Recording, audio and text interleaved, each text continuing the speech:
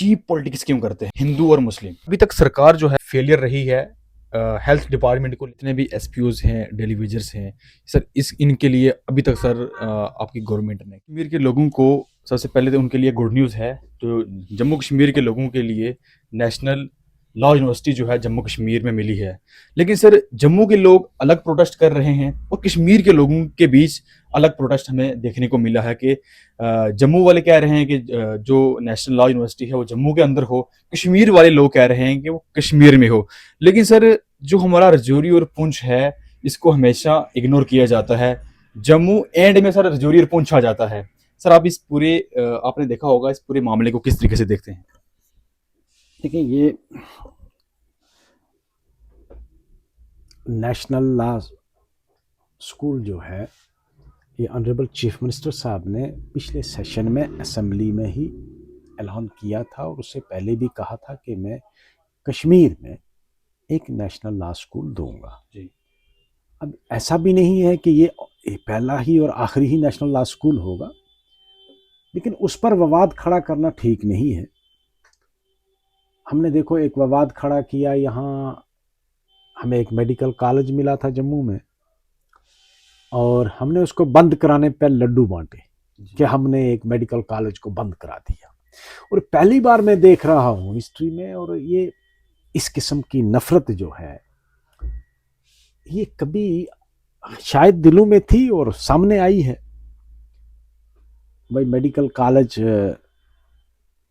Irrespective of the communities, medical college तो treatment के लिए, वो पेशेंट्स के लिए है, वो ना हिंदू के लिए है, ना मुसलमान के लिए, ना सिख के लिए, ना ईसाई के लिए, वो तो पेशेंट्स के लिए होता है। और हमने उसको बंद करा के फिर लड्डू भी बांटे। मतलब कभी अगर वो अपने आप सोचेंगे कि हम कर क्या रहे हैं। लोग तरसते हैं। आज हमारे इलाके में आप देखेंगे तो स्कूलों की, मैं जहाँ जाता हूँ हमें स्कूल की ज़रूरत है जी, हमारे पास जनाब अपग्रेड करने की स्कूल, एक प्राइमरी स्कूल नहीं मिल रहा है जम्मू कश्मीर में, और एक मिला हुआ मेडिकल कॉलेज हमने खुद बंद करवाया और खुद उस पर लड्डू बांटे, खुशियां मनाई।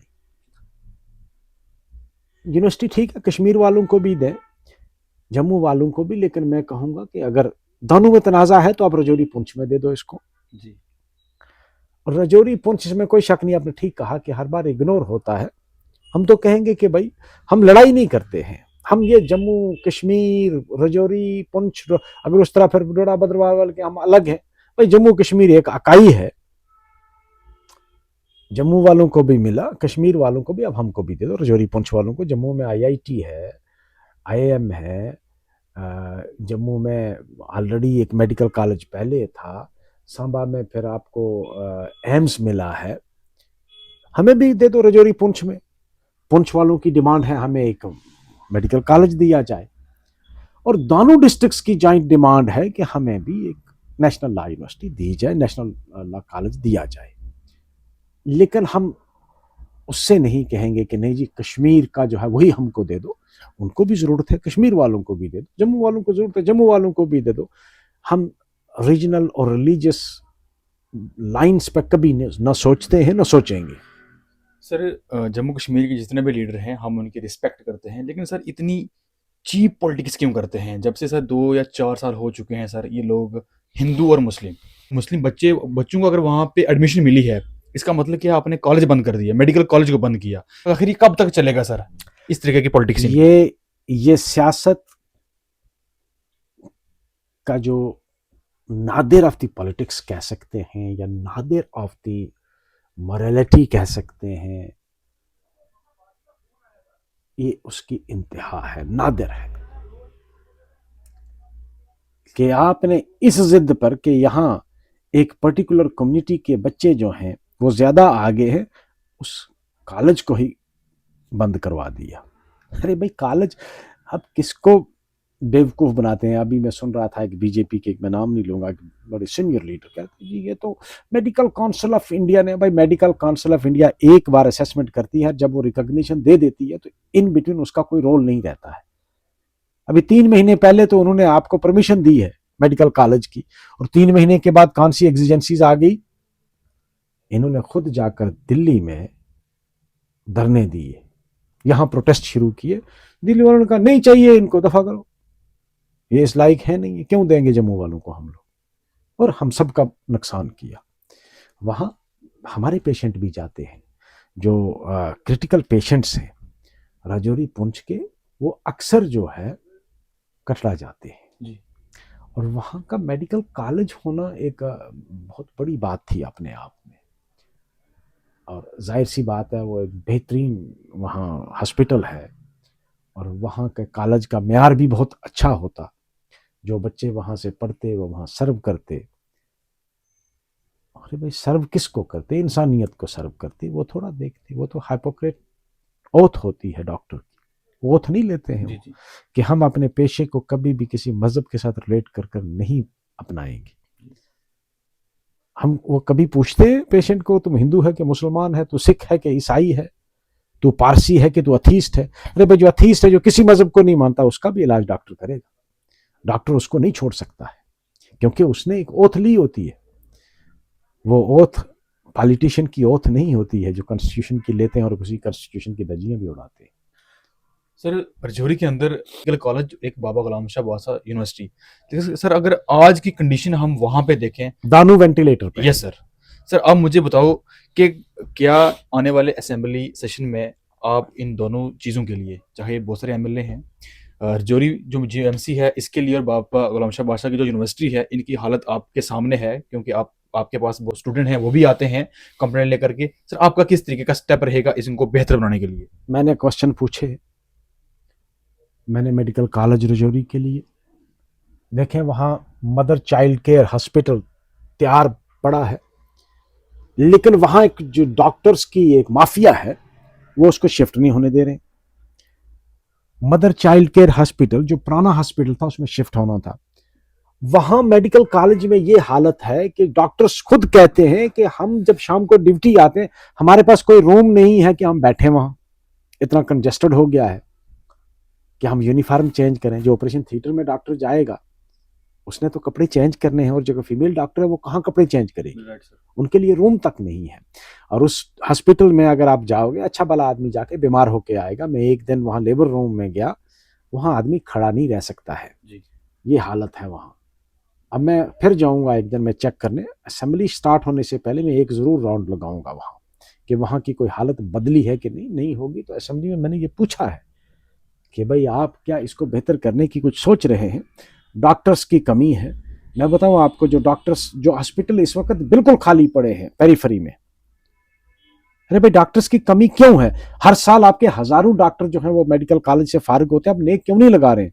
अब कॉन्ट्रैक्ट पे लगाइए, डॉक्टर आपको मिल जाएंगे। एनआरएचएम के तहत आप कॉन्ट्रैक्ट पर पहले लेते थे, आप क्यों नहीं लेते हैं? नहीं लेते तो गवर्नमेंट को कोई पॉलिसी बनानी चाहिए। अब हाथ पे हाथ धरे हम नहीं बैठ सकते हैं। एक साल हो गया हमारी सरकार को, हम पूछेंगे इस बार और आड़े हाथों लेके पूछेंगे कि हमारे कितने हॉस्पिटल आज खाली हैं। मैं बताऊं आपको, थन्ना मंडी में खाली, ढोक एनटीपीएचसी है, न्यू टाइप पीएचसी जिसको कहते हैं, कोई डॉक्टर नहीं है। आपके दुदासन में बहुत बड़ा हॉस्पिटल, बहुत बड़ी बिल्डिंग है, एक डॉक्टर भी नहीं है वहां। आपके ला में एक डॉक्टर भी नहीं है। आपके यहाँ ये दरहाल में ये नीचे एक है, कसियां के सामने नडियां, एक डॉक्टर भी नहीं है। इस तरह और बहुत सारे हॉस्पिटल हैं जहां एक डॉक्टर नहीं। मंजाकोट में कौन सा डॉक्टर है? क्या हालत है मंजाकोट के हॉस्पिटल की? गमीर मुगला में डॉक्टर, एक डॉक्टर है टोटल। वो अगर बीमार हो जाएगा जिस दिन तो उस दिन क्या करेंगे? वहां तो हॉस्पिटल खाली पड़ा हुआ है। सर एक रिक्वेस्ट रहेगी, सर जीएमसी की जो जीएमसी राजौरी है इसके अंदर प्रिंसिपल की पोस्ट है, बट सर प्रिंसिपल आज भी वहां पे उसको एडिशनल चार्ज दिया गया है। क्या लगता है सर उस एडिशनल चार्ज की वजह से पूरा जो निज़ाम है बिगड़ा हुआ है? वो भी एक रीजन हो सकता है, इसमें कोई शक नहीं है कि वहाँ प्रिंसिपल की एक परमानेंट ज़रूरत है जी।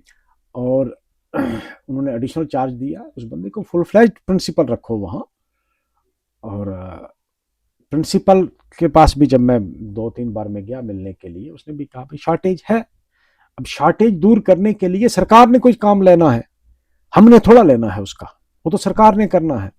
अब मैंने पूछे हैं ये सवाल, तीखे सवाल है मगर पूछे हैं मैंने सरकार से, और सरकार को जवाब तो देना पड़ेगा इसका। सर एक्चुअल में 2 साल कंप्लीट हो जाएंगे कुछ टाइम के बाद, लेकिन सर अभी तक सरकार जो है मेरे हिसाब से तो फेलियर रही है हेल्थ डिपार्टमेंट को लेकर। सबसे सर अहम इशू जो हेल्थ में होता है सर, लेकिन अभी तक सर जीएमसी रजौरी के अंदर हमें कोई भी सुधार देखने को नहीं मिली है अभी तक सर।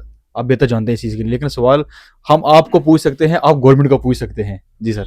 मैं यही कह रहा हूँ, इसमें कोई शक नहीं कि मेडिकल कॉलेज रजौरी में कम से कम कोई बेहतरी अभी तक नहीं आई है। जी और जितने भी हॉस्पिटल मेरी कंस्टिट्यूंसी के हैं, बाकी का तो मुझे पता नहीं, वहाँ तो हालत ख़राब हुई है, बेहतर नहीं हुई है। जी जब हॉस्पिटल में डॉक्टर ही नहीं है तो हालत ठीक कैसे होगी है? जब एक डॉक्टर भी नहीं है कुछ हॉस्पिटल्स में, मैंने आपको गिन के 5 तो बता दिए जी जिनमें एक डॉक्टर भी नहीं है। थन्ना मंडी में इतना बड़ा इलाका, इतनी बड़ी बिल्डिंग है, वहां 2 डॉक्टर है और अपग्रेड हुआ है वो। पिछली बार मैंने जब सवाल पूछा कहा अपग्रेड हुआ है, क्रिएशन ऑफ पोस्ट के लिए फाइनेंस में गया था, अभी तक वापस नहीं आया, 1 साल हो गया। आपका डिग्री कॉलेज मंजाकोट था, 1 साल से मैं पीछे पड़ा हूं। अब फिजिबिलिटी रिपोर्ट आई है, कितना टाइम लगेगा, कितना हमको और सफर करना पड़ेगा। तो कॉलेज हमको मिलने वाला था 2011 में, शायद 10 या 11 में। 10-11 से लेकर आज 26 हो गई है, हमको अभी तक नहीं मिला। हमारे बच्चे सफर कर रहे हैं, तो वो भी मैंने पूछा है जी सवाल में। तो आप देखते हैं क्वेश्चन, हम लोग तो, हमारा काम है गवर्नमेंट को खिंचाई करना, हम करेंगे, हम उसमें सर कोई लिहाज नहीं करने वाले। मंजाकोट सर, मंजाकोट की बात करूँ, बेसिक नीड जो है सर, डिग्री कॉलेज है। फायर एमरजेंसी सर्विस जनाब के नोटिस में फिर से लाता हूँ मैं। देखो, फायर एंड इमरजेंसी सर्विस जो है वो इसके डोमेन में नहीं, वो क्योंकि पुलिस डिपार्टमेंट का महकमा है, वो हमारी सरकार के डोमेन में है नहीं। जी उसके लिए हम गवर्नर से रिक्वेस्ट कर सकते हैं, लेकिन जी इस सरकार के हाथ में वो नहीं होता है। सर, जितनी भी पब्लिक आपको देख रही है आपकी कॉन्स्टिट्यूंसी की, उनके लिए क्या रिक्वेस्ट रहेगी और उनके लिए क्या मैसेज रहेगा? देखिए आकिब जी, एक जो आपने कहा कि सर सरकार का फेलियर में फेलियर नहीं मानता, जी तरक्याती कामों में बहुत बेहतरी आई है। जी बहुत सारी नई सड़कें बनी हैं, कुछ बन रही हैं, तरक्याती काम चल रहे हैं, तामीर के काम चल रहे हैं, स्कूल्स की बिल्डिंग्स बन रही हैं। आप देखोगे पिछले 1 साल में अगर आप हिसाब करोगे तो पिछले 5 साल में उतना काम नहीं हुआ होगा जितना पिछले 1 साल में हुआ है। जी जितनी रोड्स की कंस्ट्रक्शन हुई है, मुझे पता है, मुझे अभी भी याद है। जी वो रोड्स जो पिछले 20 साल से लोग कभी कभी मेरे पास भी आते थे, मैं कहता था यार मेरे बस में तो है नहीं अभी कुछ, अगर जब आएगा तो मैं करूंगा। 20 साल की पेंडिंग रोड्स मैंने इस बार सेंक्शन करवाई है। जिस तरह आपके दबरोट वाली रोड है, आपकी ये देरी दड़ा कानी झंगड़ वाली रोड है, आपके ये चकली वाली रोड है, पिछले 15 साल से इसकी डिमांड थी, इस बार हुई है वो।